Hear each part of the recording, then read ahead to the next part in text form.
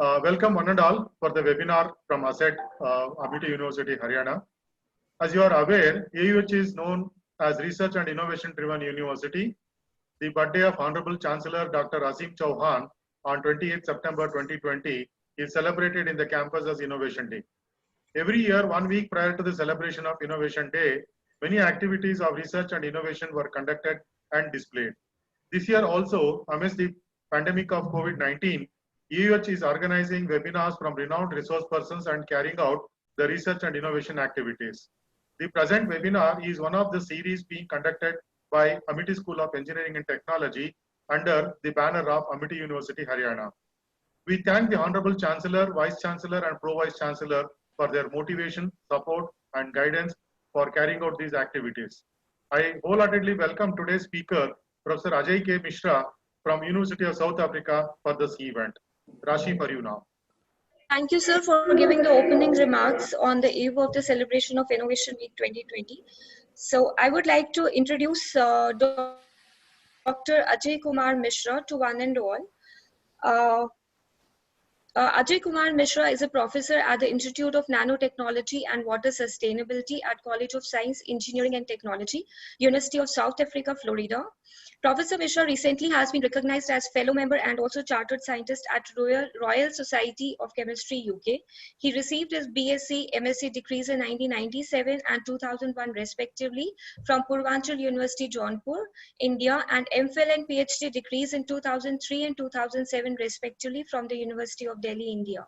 Professor A.K. Mishra research interest involves in the broader areas of nanoscience, nanotechnology, material science, polymers, composite nanocomposites, and water research. Professor Mishra successfully developed smart bio-nanocomposites for organic dye remediation in his water research commission project, which involved a visible light-driven photocatalyst based on the rare earth metal, and the same has been tested in the various textile industries within South Africa. He has authored over 150 scientific papers in peer-reviewed international journals, 61 book chapters, and 29 edited books. Professor Mishra has supervised and graduated 9 PhDs, 20 masters, and 12 postdoctoral fellows, and 15 PhDs, 2 masters, and 1 postdoc are already working under his supervision. He has more than 83 plenary keynote invited lectures and has also attended more than 150 international national conference workshop and symposium. He is serving as a member advisory board of a number of international scientific societies, conferences, and workshops. Now I would like to request Dr. Ajay Kumar Mishra to kindly please proceed with the guest lecture on the applications of organic and inorganic hybrid materials. Over to you, sir. Welcome, sir. Oh, thank you so much, Rasi, for nice introduction. And then I also thank Dr. Sridhar for opening remark. I think as I expressed, like this is my pleasure to meet with you today, and this is my second meeting we are doing. And I think like as going forward, we are going to have a nice interaction today. Dr. Sanjeev Sharma, I wish to also thank you in terms of like, always remember in terms of even welcoming and sharing. So today I'm going to talk something a bit different, in terms of like how we are making some organic and inorganic hybrid material, and how this is going to be applicable in terms of the wastewater research. So I think Rasi, again I want to thank you, because usually nobody reads the whole biography, but you have read all of them. Okay, and that sometimes feel like you are getting too old. All right, so with that note, let me just start my presentation. I have to just check like whether all the participant and everybody can see my slides. The full picture. I just want to. Yes, sir. Yes, it is visible. So it's in the full slideshow mode, sir. Right. I don't know whether anybody can control the video so that it can be off, because my screen is just flat now at this moment. Do you have a control, Rasi? Yes, sir. Yeah, so can you switch off most of the video so that it can go very nicely? Okay, so today I'm Sure, going sir. to talk, I'm talking about the application of organic and organic hybrid material. Um, Obviously, like if you try to see, like I come from South Africa, which is the southern part of the Africa, and in terms of the population, we are close to 59 million at this moment. And even with the COVID, we have done quite well, because now we are moving quite good way in terms of like improvement. So we were in the lockdown 5, which was like the extreme one, but now we are in lockdown 1.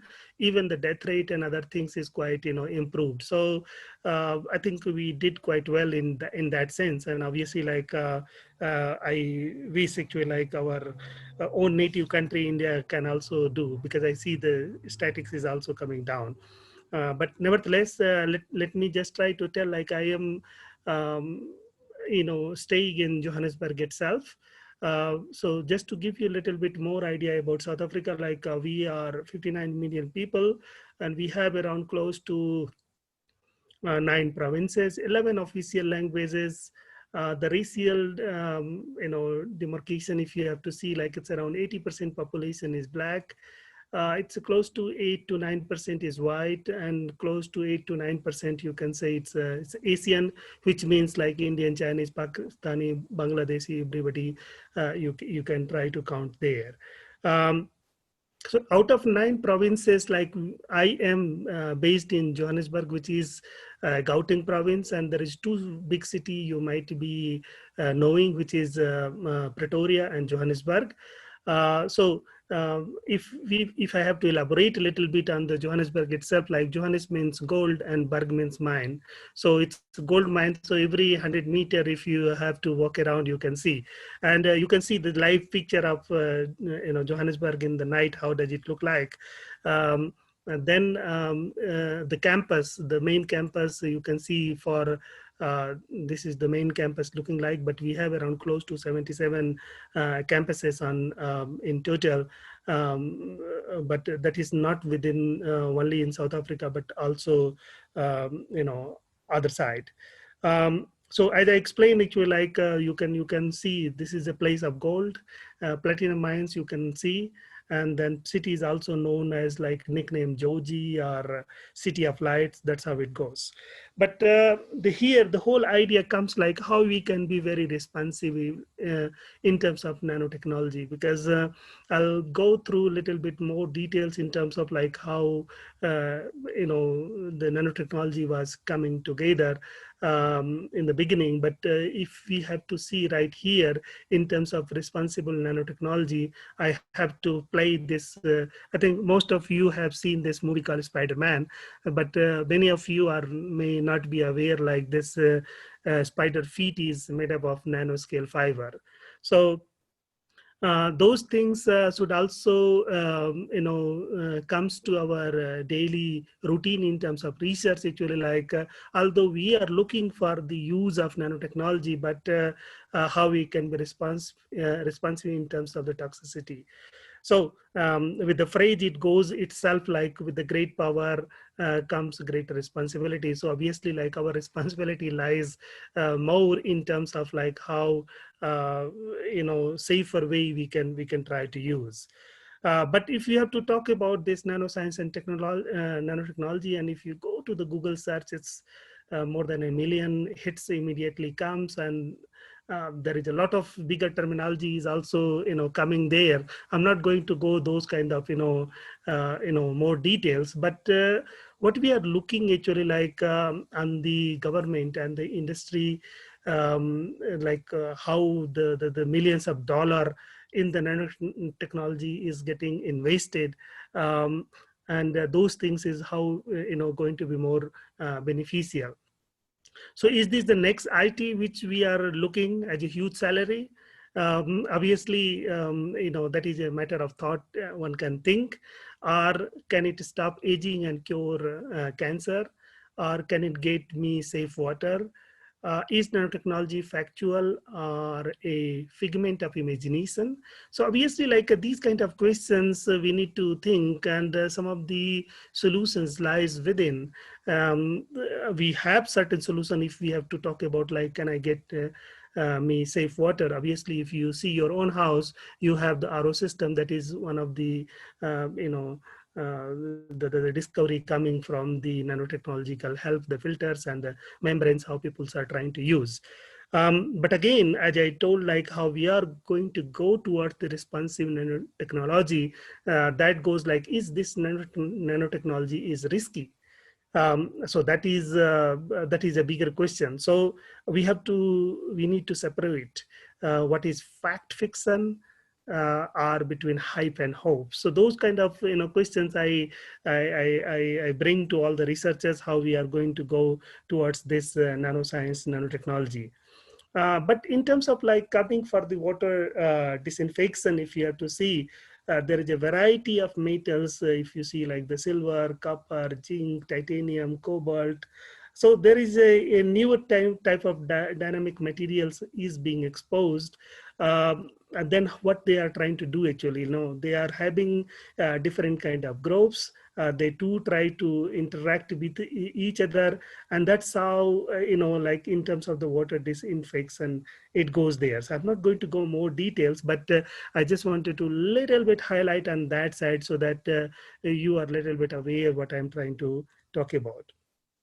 But let us talk about today certain things. But before I go to the hybrid material, like a kind of composite material, which is a material of 21st century. So in nutshell, what is the composite material, which is just nothing, is just like composed of two or more different constituents. And if we have to separate in different segments, what you can say, like it's a hybrid material, metal alloy, a nanocomposite, or macro composites.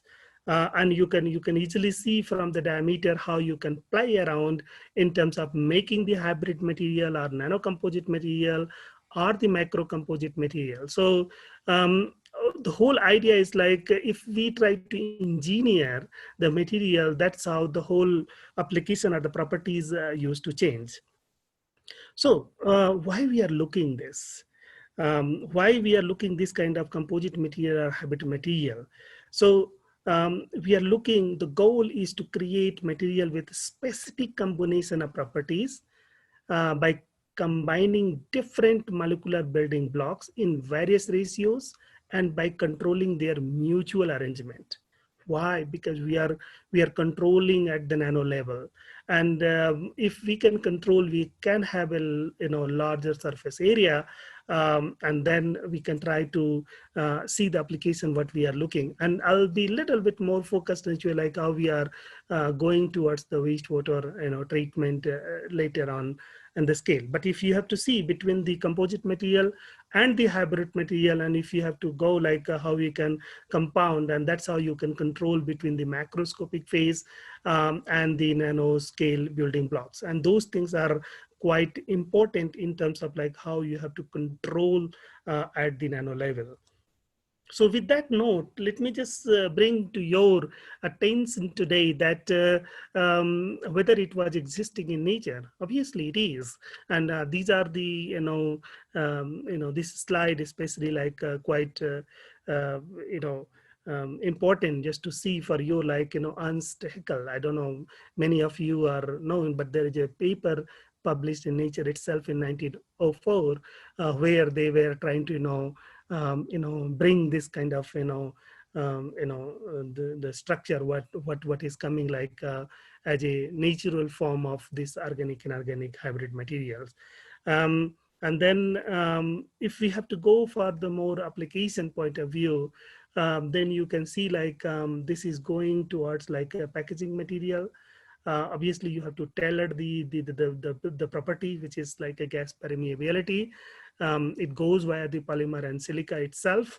And I think there is a lot of processes involved. So as we go, we can try to see like what else we are covering today, but just a little bit example how we are trying to go. If we have to make some optical materials nowadays, if you have to go to like little bit more expensive hotels, you can try to see, and even the cars, you can see like this kind of optically sensible glasses is available. And then we are having like the optical polymers with extraordinary mechanical properties. Obviously, we are engineering between the nanoparticle itself, whether it is a silica, titania, alumina, zirconia. That's how researchers across the world, they are trying to make it.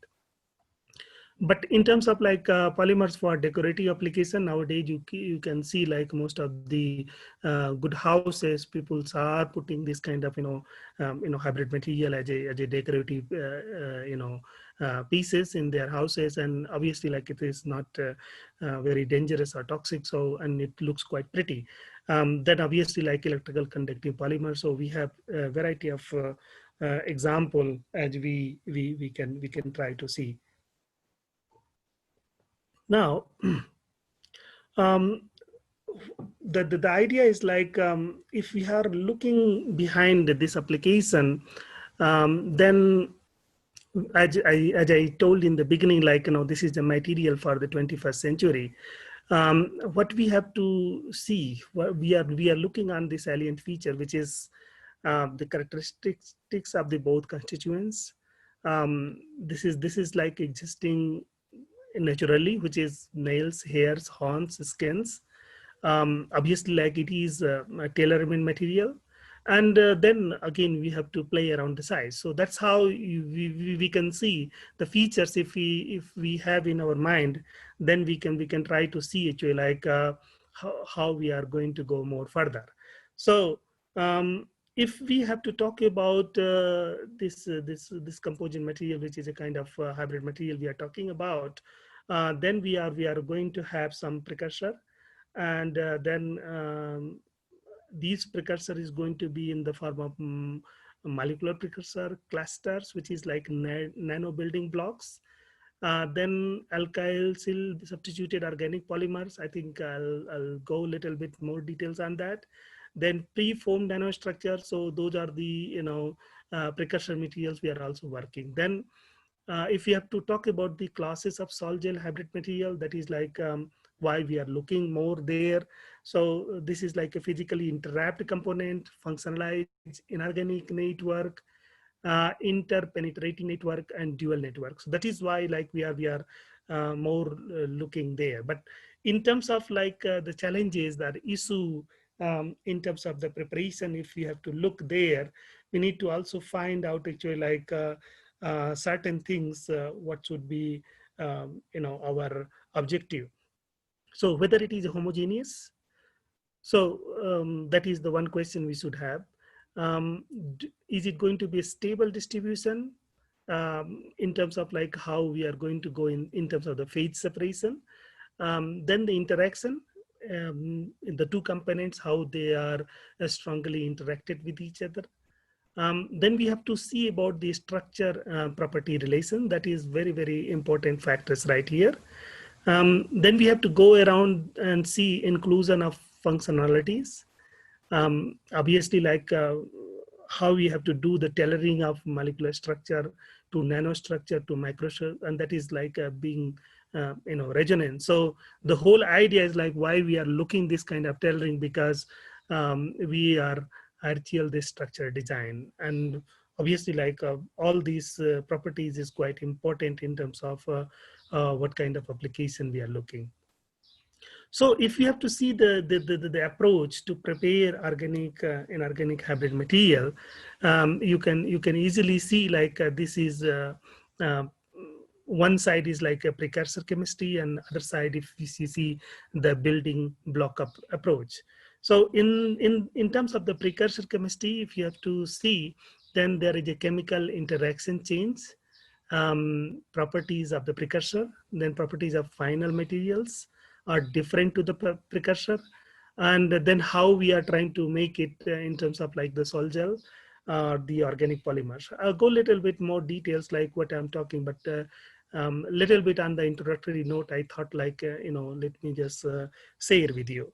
So in terms of the building block approach, if you have to see, then this is looking on their molecular integrities, at least the partial one, and then properties of final material to keep similarities to the precursor, and then the typical material if you are looking like the cluster and particle cross-link material, and you can see easily about the polymer cyclodextrines, to name a few, as we move or we are working in that direction.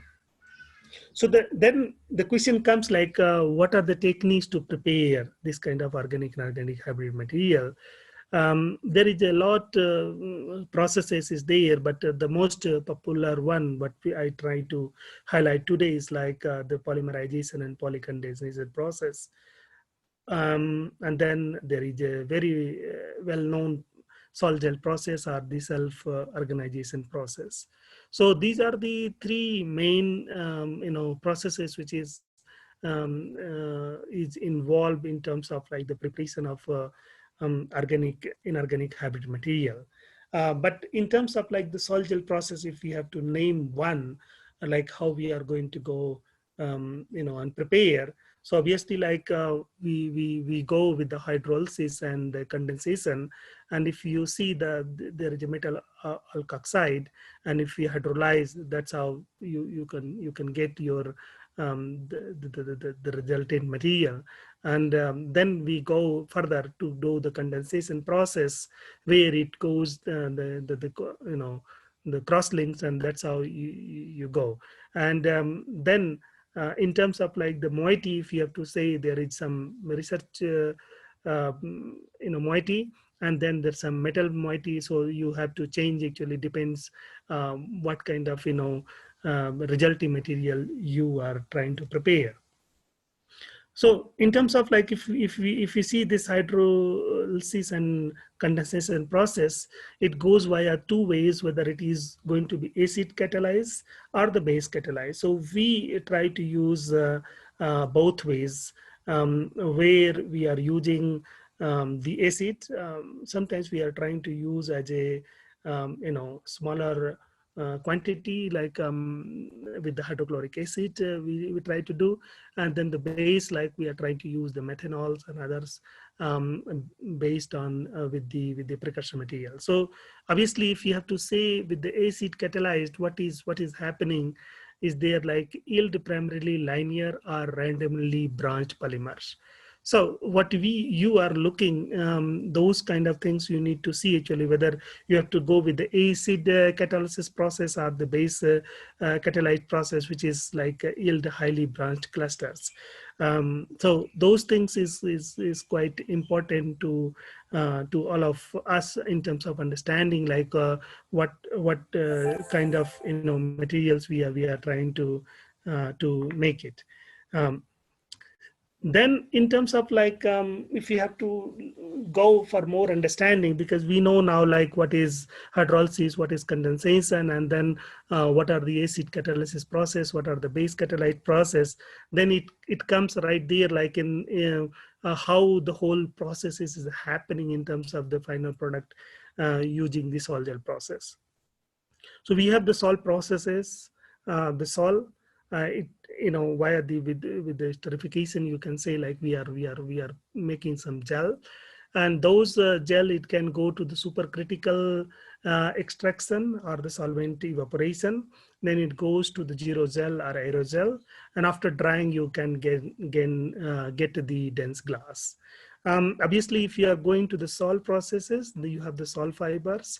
Then with the salt, you can get the powder. I'll tell a little bit more details as we go with our research, like how we are trying to make it there.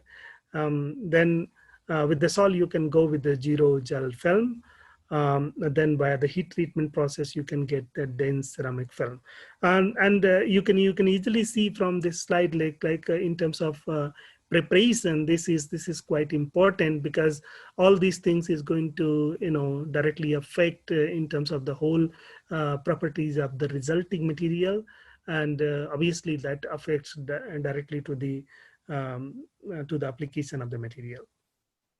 So now, if we have to talk about the polymer blending technique for the combination of sol gel derived inorganic nanomaterial with organic polymer to prepare organic inorganic hybrid, it is quite important to understand actually, like when we talk about the organic and inorganic, and that's how the sandwich compound is going to be the hybrid material. So why we are looking that one, that is quite important. So I'll go a little bit more details on that, like how we are going to look or why we are making that way. But in terms of the understanding, you can see like if there is a polymer and there is some silicate layer, and that's how you can try to form. And these are the work. What I am trying to say is like already published, and you can easily access in terms of the in the market, the research domain as well. Okay, so if we have to see many other examples, we can try to find it out, like what are the polymer blend techniques, or how this sol-gel process works in terms of making different or new kind of hybrid materials, right? So why I was taking all these stories together, because I just wanted to tell you like what we are making using this organic and organic hybrid material to make silicon carbide. So that was the whole objective behind today's talk, and that's what I was trying to introduce, the whole scenario and the processes involved, so that you will be more aware. If you like, there is a lot of things, but why we are more focused on that side. So obviously, like if you have to talk about the silicon carbide, then the discovery happened in 1893 by Dr. F.H. Moissan, naturally found first. It's Kenyan Diabolo Metallic, Arizona, USA. So that's how it is there. And if you have to say natural occurrence, then there is a moissanite, rare earth minerals, meteorite, then corundum deposit, and kimberlite. So these are the way it goes.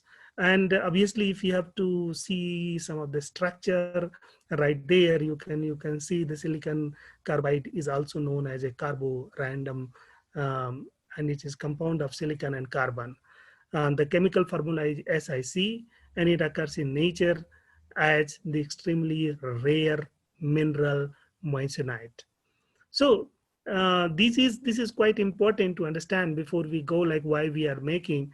And obviously, like this is existing in around 250 crystalline form, and the polymorphism of silicon carbide is characterized by large family of similar crystalline structure called polytypes.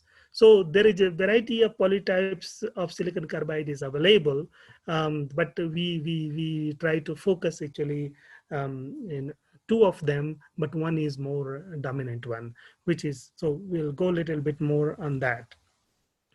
So why we are looking on this silicon carbide polytypes, and then if you have to go on the salient features, you can see the silicon carbide occurs in different crystal structure called polytype. And the polytype is nothing is different stacking sequence of silicon carbide bilayers. All silicon carbide polytypes chemically consist of 50% of carbon atoms covalently bonded with 50% of silicon atoms.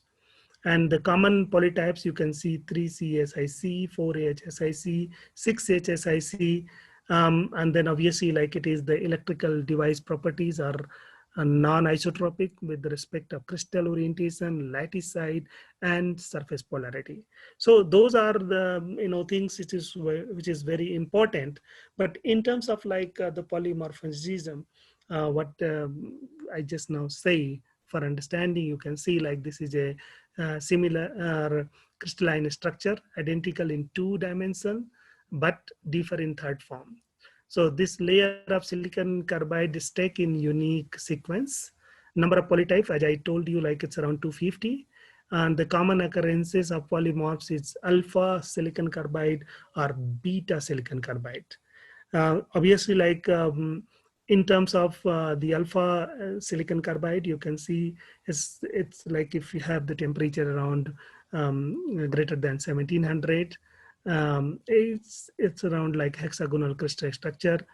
Then if you have to talk about the beta silicon carbide, which is less than 1700 temperature, and then it is like a zinc planed or cubic structure. So these are two is most abundant polymorphs which is commonly occurring, and we are more focused on the beta silicon carbide in terms of preparation. So why we are making the silicon carbide, if you have to see there. So then if you have to see the commercial application, and those commercial application is coming towards like resistance to abrasion, heat and oxidation. Obviously we are from we are interacting today, and you are from mechanical engineering, so you can try to understand more deeper way that side. And then obviously, like if you have to look about the wide energy gap, it is the range of around microwave. So that is also quite important, And then if you have to see like the high temperature resistance, that's how it is. It is highly applied. Then rigidity, lightweight, corrosion resistance, and obviously like nowadays people are looking on the biocompatibility. So I'll go a little bit more details on that. It will like what are our approach in terms of putting like how we are making, and what are the way forward we are looking this kind of materials. So in terms of preparation, what we are trying to do is like we are taking some precursor material of silica sol. And I think no need to go more details because I have already spoken in the beginning actually, like what are the precursor, and what are the types, how does it work out, why we are looking that one, how they can make building blocks, so there is a lot of things I have already spoken. But here, the two kind of precursor we are looking for the silica, which is MTES or TUS. So MTES is methyl triethoxysilane, and TUS is tetraethoxysilane. So these are the two most abundant precursor of silica we are trying to make. And the whole objective, like we are trying to make a polysilane. So the reason behind making polysilane, because we are looking the inorganic component in terms of the nanoparticle in terms of the sol form. And those sol form, if I have to go back a little bit here, you can try to see like those sol form, it can go right here in terms of the powder. Sometimes you have to do the calcination. I have not covered today's in that talk actually, like how we are calcining and where we are trying to use it in that way. Then obviously like you can make a film, or you in the same sol form you can try to make it your hybrid material, and that's how you can go more further. So that is way actually we are trying to make using these two precursor material and making some polysilane. And obviously, like if you have to understand the more deeper on the methodology, like how we are making this inorganic hybrid material, then you can see like the first source we are taking is like polymer, and the polysilane. Now you have the understanding right here, like these are the polysilane we have prepared using this the precursor. Obviously, like this precursor goes via these two processes called hydrolysis and polycondensation. So once we have the polymer and the polysilane, which is a form of inorganic hybrid material, then we have to go for the carbothermal reduction. And those carbothermal reduction, which is a terminology called pyrolysis, it is between 1200 to 1400, and this is based on the literature as well. And we have also synthesized, and so we have prepared that material, and we have already published. So if you have more interest in, you can try to see more details on those papers, and then you can further interact. So obviously, like with this carbothermal reduction, the pyrolysis process, what we are trying to do, like you can see from here, like the polymer is coming in the form of carbon right here, and which is a organic material. And then this is polysilane is coming in the form of silica. So these two things is like inorganic and then the organic, and that's how we are making this silicon carbide using this carbothermal reduction, which is called as a pyrolysis. Then obviously you need a furnace for that, and you need to also have the inert atmosphere for that one. So those are the processes we try to bring it together. So obviously if when we try to generate the silicon carbide, then the amorphous carbon and the unreacted silica also goes together. So how to remove those amorphous carbon or unreacted silica? Obviously, we have to go the oxidation process. So within the furnace, we do the oxidation process from 700 to 800 degree centigrade. And that's how we get the silicon carbide. And obviously, it is also combination of the unreacted silica, because we get rid of the amorphous carbon, but still the unreacted silica is right here. And then if we have to get rid of unreacted silica, what we have to do, obviously we have to do the HF treatment, which is quite a dangerous process in terms of like you have to have the platinum type of crucible, which is also one of the costs we need to look there. So obviously we have those kind of facilities. So and even for the HF treatment, we have the process in place, how we try to engage this study. But here the whole issue, what we are conducting the research, the whole issue comes right to us actually, like it's very poor yield, and the impurity is also a bigger problem. So that is the thing we are trying to look, because after generating this one, and I will to tell you the source as well, like how we are trying to generate different kind of silicon carbide material using different kind of the source of carbon, which is quite enthusiastic in terms of carry out the research in the past as well as in the future. But obviously, like we are working more on like how we can go more yield of the material, or how we can remove the impurity of the material. So one of the sources actually like coming right here, I'm so happy that we are talking, to MIT University, because the first project actually like it was done in India when I think it's around close to 20 years, from now you can see.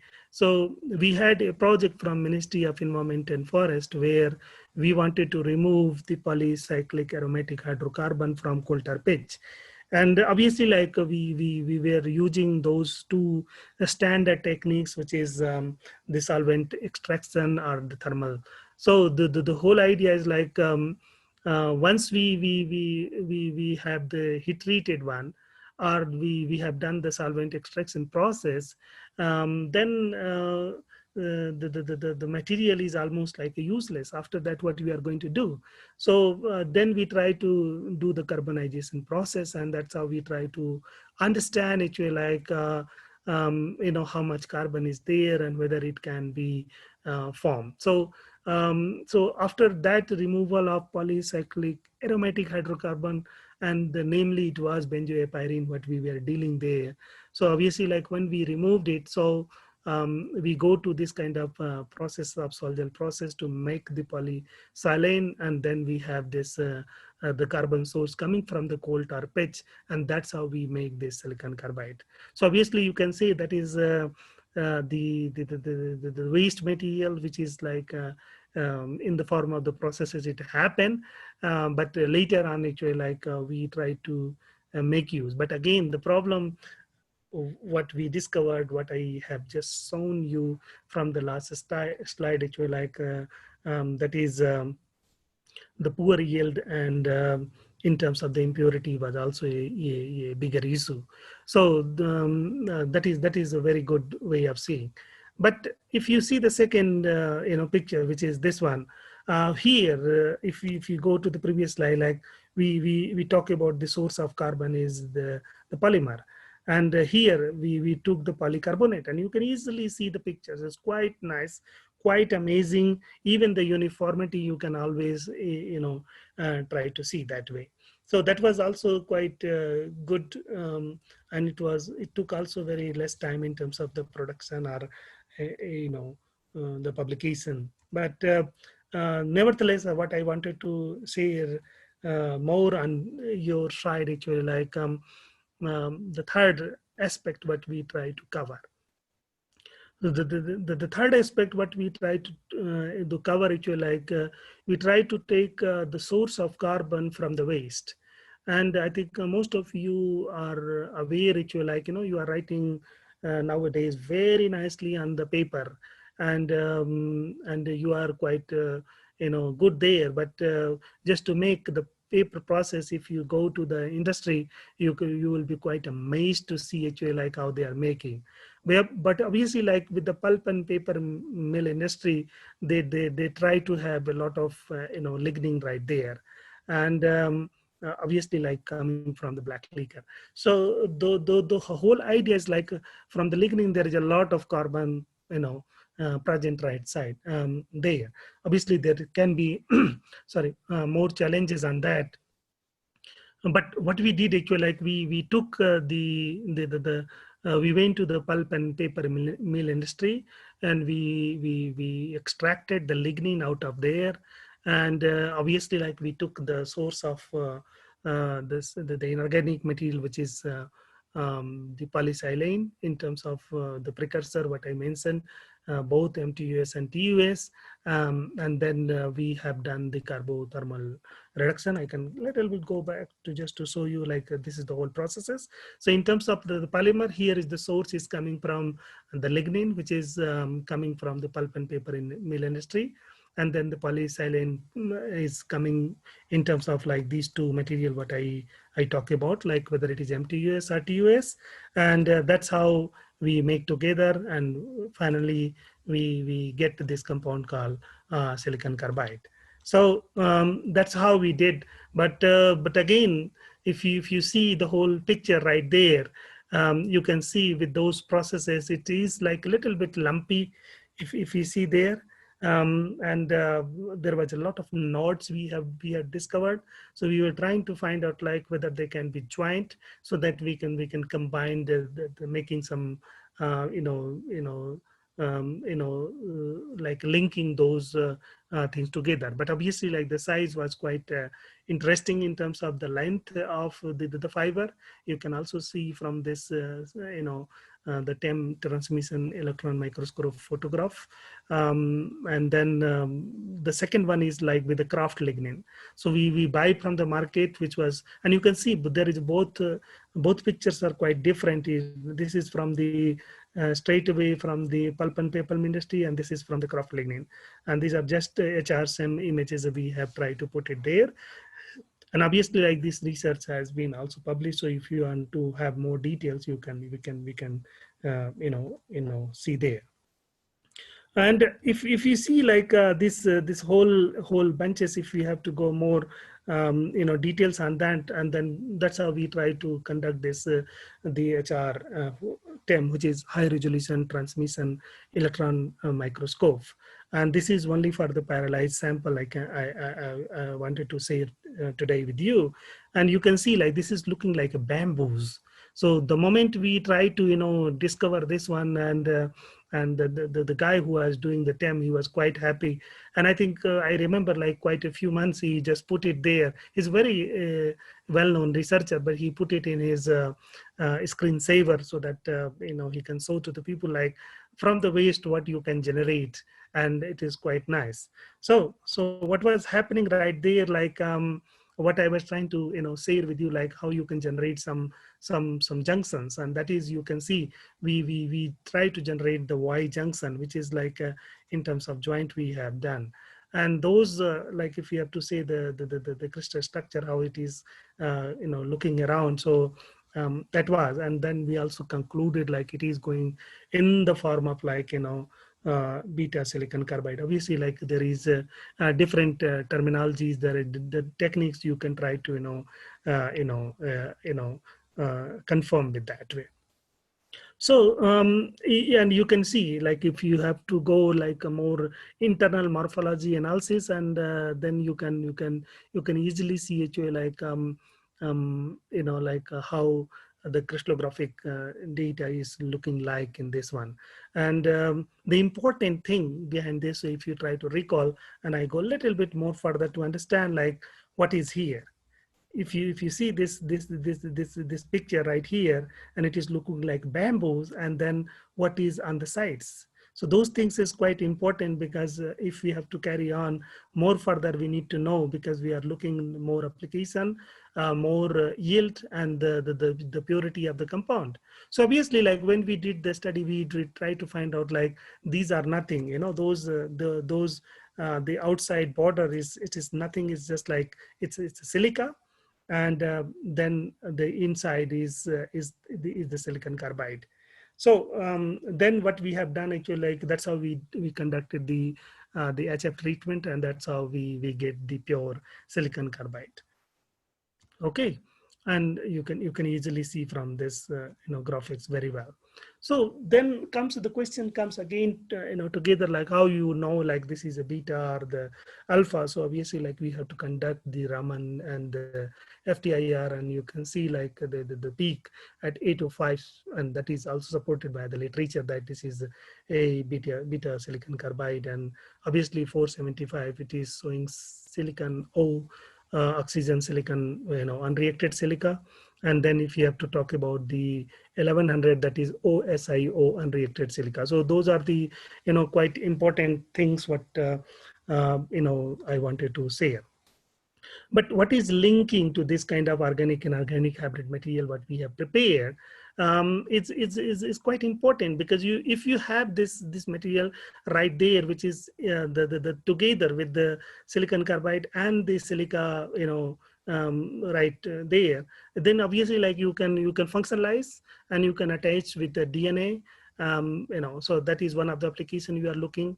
The metal complexes, it can be formed actually, so that can be another way of looking, the application. Obviously, you can immobilize the enzymes and the quantum dots. So these are the four we thought about, but now we are moving more further, like with the Fischer-Tropsch, way, and that is some ongoing project where we are trying to make use of this silicon carbide as a catalyst material. And then obviously, like it can go for the synthesis of some ethanol or methanol production, but that is a different group trying to do. But the whole idea behind us, like from the waste we can try to make this silicon carbide, and after that it can be functionalized as a better catalyst, and that's how it can go more further. So I have to little bit go on concluding side now. So I have to tell you, like these are only few books I have highlighted today, like which is having more on the sol gel way. If you are looking like the sol gel nanoceramic material, or the carbon based material, or they are looking for the inorganic oxide material, so, and the smart ceramics, so those kind of this is also in the Google. So I have around more than I think you have highlighted there, but these are the one actually I only highlighted so for this lecture, so that if you are interested, you can have more studies there, and that will help. So I wish to acknowledge my team, which is all over the world actually, and I wish like people will be also from your university coming together, working together, and that's how I believe, because my belief is an open mind and nurture scientific thinking, and that's how we can go. So these are the team members, and this is a very perfect example of organic and organic live material. These are my two daughters. My wife comes from the organic background, and I am from the inorganic background, and these are the two hybrid live material I can show with you. So my teams are also there, my partner from Russia, from Canada, from the UK, so all are coming right there. And that's how I want to conclude, saying that knowledge has only beginning and no end. Thank you. Thank you, sir. Thank you. Thank you, sir. Thank you, sir, for sharing your work, your experience in the field of the research and knowledge with us. I can assure you that we have gotten benefited by this. Talking about materials of the 21st century, their characteristics, and applying them and showing the pictures at such a basic micro level is really quite beneficial. Thank you, sir, once again. And now I would like to request Mr. Om Prakash, sir, Faculty Mechanical Engineering Department, to kindly ask questions on behalf of the attendees, participants, if any, sir. Over to you, Om Prakash, sir.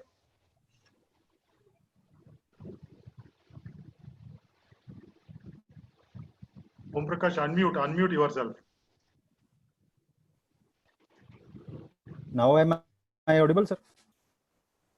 Yeah, we can hear you. Yes. Thank you very much, sir, Yes, for a yes. wonderful talk on application of organic inorganic hybrid materials. Now we have some questions from our participants. Go ahead. So the question is, as there are different polytypes of silicon carbide like 2H, 4H, 6H, etc., which is best for refractory grade and why? To be very honest, what we are trying to make use of this the waste source in terms of carbon. So what we are making actually like the use of this whether it is coming from the Croft lignin, whether it is coming from the coulter pitch. So obviously that depends actually availability of how much carbon is present right there. And once it is there, then we need to also establish in terms of like whether it can be, so those kind of things we need to see actually what are the applications one is, looking for. Then we can try to explore and, reveal that way. Okay, sir. Next question is, sir, what are the application of silicon carbide in medical science? You see, there is a lot nowadays, because if you just Google it, I no need to name all of them. So if you have to talk about the dental brasses or, so there is a lot of, application is coming, but we are not more focused on that side. But obviously that is one of the application you are, you are looking. Okay, sir. Sir, next question is how silicon and carbon bilayer are getting stabilized in carbon structure? I think I did try to see when I was trying to tell about the history itself, how the silicon carbide, what are the structure, how it is formed actually. So it is quite, interactive. And then once you do this pyrolysis process at around 1400, around 1200 to 1400, that is the literature itself shows. That's how you make that silicon carbide. And obviously for that confirmation you need to do, and the simple way to confirm is like the FTIR. And I think during my last 2-3 slide I did try to say it like this is the way you confirm whether it is a beta form, whether it is alpha form, and that's how you can try to confirm. And later on, like when you have to do like with the morphological structure, especially with the SEM, which is scanning electron or the transmission electron microscope, and that's how you can further confirm. Okay, sir. Next question is, sir, what is the impact of nanomaterial on sustainability in terms of environment, economical and socially? You see nowadays, if we walking in with the market, so we can see a lot of stuff coming from the nanomaterial itself. Especially the cosmetics, like I think there is a lot of product is available right there. Now people are also using some smart dresses they are making with the fabrics, using this, smart polymers actually. So that's how they are trying to make it.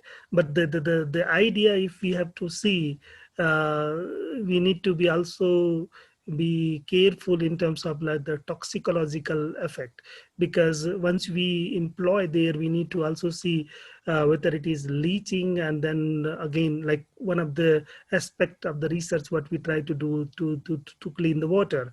So if we try to employ there, obviously if leached out and the toxicological test itself shows some harmness to your to body, that is very big challenges. And also end of the day, it also affect to the environment.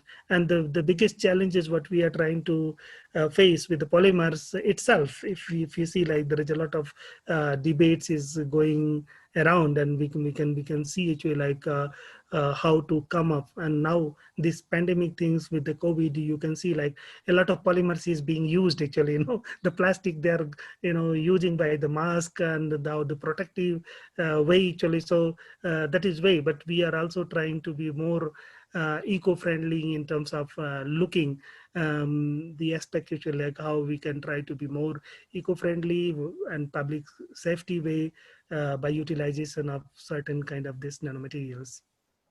Oh, sir. So next question is, what type of linkage will develop between silicate and nylon in hybrid materials? I have not seen that one we have not done with the nylon actually, but obviously like it goes with in terms of the preparation, because if you want to make the silicon carbide, then you need to also look actually like what you want to prepare, what you want to make the final resulting material, which is going to be alpha silicon carbide, beta silicon carbide, which is the most abundant form of the silicon carbide itself. So depends like what you are looking for. Okay, sir. So next question is, how to make small silica nanoparticle with large pores? I think I did cover there, and I think I wanted to avoid this question, but it's fine. That is why I did try to cover, like when we were trying to show the whole sol-gel process, because during that sol-gel process, you can try to see like how you can create a gel or how you can create the powder. So those powder form, if you have to do the calcination, once you make your material like your precursor material, and then you have gone through the sol-gel process, and after the sol-gel process, then you have to dry it, then you calcine the whole material. And once you calcine, then you need to look actually what are the sizes you can. We try to go like around close to 4 to 50 nanometer sizes. Actually, that is the way we try to prepare. And even after the calcination, we try to do. But obviously, like if you are looking for the larger scale, that is the way actually like you need to also plan actually how we have to go more further on that side. Okay, sir. And how we can improve the errors in hybrid materials? Sorry, I didn't get you this question. How we can improve the errors in hybrid materials? What is Arabs? Errors, sir. I didn't understand that one. How we can improve the errors in hybrid materials? Errors. Oh, sorry. Okay, Yes, no, I get it. Hmm. You see, when I was trying to say, and even to highlight a little bit there, I try to like in our whole group. This is not only my research. This is the whole research group involved, where you can try to see like once you are using the pure polymer itself, and I show you the example of polycarbonates. There you can see like it's a very nice structure, homogeneous, and the size is uniform, so that's how you can see. But if when you take the waste source, which is like coal tar pitch, or whether you took the lignin or the craft lignin, you have seen actually a lot of problems we have generated. So to remove those kind of obstacle, we are still working on it actually, like how we have to go purify. Then obviously like in terms of like the purification, you need to see with the HF treatment what I have seen the impurity, I have seen show you there right there. So once you do the HF treatment, obviously you can remove the unreacted silica from there, and even the silica which is present in the silicon carbide itself. So, that is the one way to go. But obviously, like your target is also there in terms of how you can improve the yield, because you are looking for, if you're looking for the catalyst for the bigger production, then obviously you need more amount. So, that is the one actually we are looking around at this moment. Okay, thank you, sir. That's all from my side, sir. And thank you very much, sir, for giving time for questions and answer sessions. Now You're welcome. over to you, Rashi ma'am. Thank you, OP sir. And thank you, Ajay sir, for explaining all these questions so elaborately. Thank you once again. Now, I would like to request Dr. Sanjeev Sharma, HOD Mechanical Engineering Department, to kindly give the vote of thanks. Sanjeev sir. Yeah. First of all, I would like to very thankful to Ajay sir on behalf of Mechanical Engineering Department of Mechanical Engineering. I would like to very thankful to you, sir, for your informative and the knowledgeable talk. You are very well defined about the 21st century material system. In this, you have to talk about how the organic and inorganic material we can develop. In this, actually, you are also talking about the hybrid material, composite material, nanostructured material, and the material alloys. However, you are also talking about the packaging material, and this particular mechanical material is a very good example of polymer as well as SiO2. Means this is the organic material, inorganic material. You are also talking about the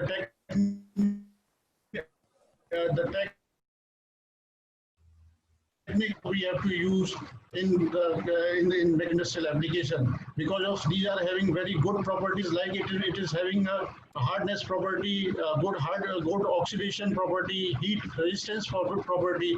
All these combined together, and it will give a very good, wonderful, material system. So I am very thankful to you, sir, that you are delivering this particular talk. First of all, I have to extend my thanks to Honorable Founder President, sir, Dr. Ashok K. Chauhan, sir, and the Chancellor, sir, Asim Chauhan, sir. He provided regular platforms to perform it, as well as I am very thankful to sir, our VC, sir, Professor P.V. Sharma, sir, the Pro Vice Chairman, ma'am, they will provide us approval for that one. And we are very thankful to our team and team leader, Professor Dr. Sridhar, sir. He will give us a very good platform and to deliver this particular. And I am also thankful to our all department members like Om Prakash sir and Rasi madam. She will coordinate very good. So in this way, in this way, I am very thankful to you, sir. Thank you very much, you all. Thank you, Dr. Ajay Mishra, sir, and thank you the entire team. Thank you all. Thank you so much. Bye. Thank you so much. I really appreciate all your support and all the kind words. Thank you so much. Thank you, sir. Thank you. Namaste.